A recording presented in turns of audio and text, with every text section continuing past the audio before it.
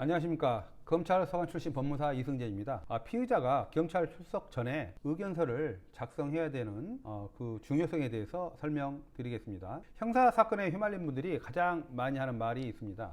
수사관이 사실만 말하면 된다고 했는데 오히려 제 진술이 불리하게 기록되어 있습니다. 저는 경찰과 검찰에서 31년간 형사사건을 처리해 오면서 피의자가 수사기관에서 조사를 받으면서 적절한 방식으로 자신의 입장을 밝히지 못해 결국 혐의가 인정되는 사례를 많이 보아왔습니다. 따라서 경찰 출석 이전에 자신의 사실관계, 법리적 주장, 증거 자료를 정리해 제출하는 피의자 의견서는 수사관이 사건을 바라보는 첫 관점을 형성하기 때문에 매우 중요한 자료입니다. 수사처기 의견서는 단순 참고자료가 아니라 수사관이 사건의 방향을 좌우하는 방어권 행사라고 보아야 합니다. 오늘은 형사사건을 전문적으로 처리하는 검찰 출신 형사법무사가 피의자 의견서를 어떻게 작성해야 경찰로부터 불송치 결정을 이끌어낼 수 있는지 구체적이고 실무 중심으로 알려드리겠습니다. 자, 피의자가 경찰 출석 전 의견서를 제출해야 하는 이유인데요. 첫 번째, 경찰 수사관으로 하여금 사건에 대한 방향을 잡게 하는 유일한 기회입니다. 수사관은 고소장, 진정서 등 상대방 측 자료만 먼저 보고 피의자를 소환합니다. 따라서 피의자가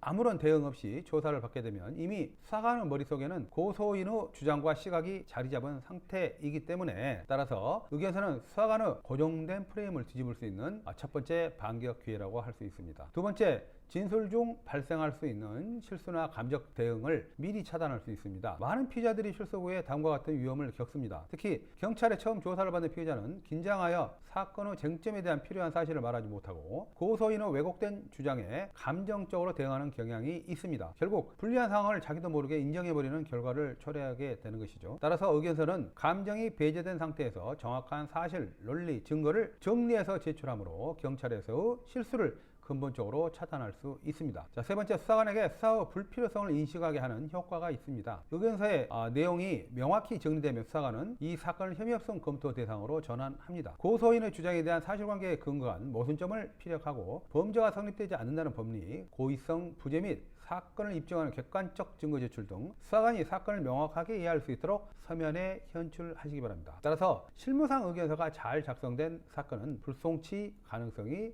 크게 증가합니다. 자, 의견서 작성 시 핵심 원칙입니다. 의견서 작성 시에는 다음 4가지 기준으로 해서 작성하면 좋은 결과를 얻을 수 있습니다. 첫 번째, 사실관계와 법리와 증거관계, 결론, 구조를 유지하시기 바랍니다. 피의자의 주장은 감정이 아니라 구체적 사실관계와 법리 및 증거로 명확히 설명되어야 수사관이 설득력을 갖습니다. 두 번째, 불필요한 문장은 배제하고 경찰이 이해하기 쉽도록 정리하시기 바랍니다. 경찰 수사관은 평균 하루 수십 건의 문서를 검토합니다. 따라서 사건의 쟁점에 대해서 짧고 명확하게 정리하는 것이 중요합니다. 세 번째, 고소인의 주장 중 어떤 분이 허위 또는 과장인지 명시적으로 지적하시기 바랍니다. 피의자는 사실관계를 단순히 부인하는 것으로는 수사관을 설득하지 못합니다. 고소인의 주장이 왜 사실과 다른지, 어느 부분이 법리적으로 성립하지 않는지를 명확히 제시해야 합니다. 마지막으로 의견서에는 반드시 증거를 제시해야 됩니다. 주장만 있고 증거가 없다면 설득력이 떨어집니다. 따라서 의견서는 설명서가 아니라 증거를 기반으로 한 사건에 대한 전문성 있는 법률 문서가 되어야 합니다. 자, 의견서 작성의 핵심 전략인데요. 첫 번째, 사건별로 한번 분류를 해볼게요. 협박으로 고소한 경우인데요. 구체적 발언 내용, 당시 상황, 감정 상태, 객관적 정황을 제시하여 협박의 구성 요건, 또 해약의 고지죠. 성립 자체가 불가능함을 설명하면 되시고요. 민사적인 금전 분쟁을 이유로 사기로 고소한 경우에는 단순 채무 불이행임에도 고소인이 피의자가 처음부터 갚을 의사나 능력이 없었다라고 이제 주장하는 경우가 있는데요. 차용관계 성립, 변제 시도 약속, 계속적인 연락, 담보 제공 의사 등 사실관계를 명확히 제시하여 피의자의 기망행위를 통해서 편취한 행위가 없었음을 적극 소명하시기 바랍니다.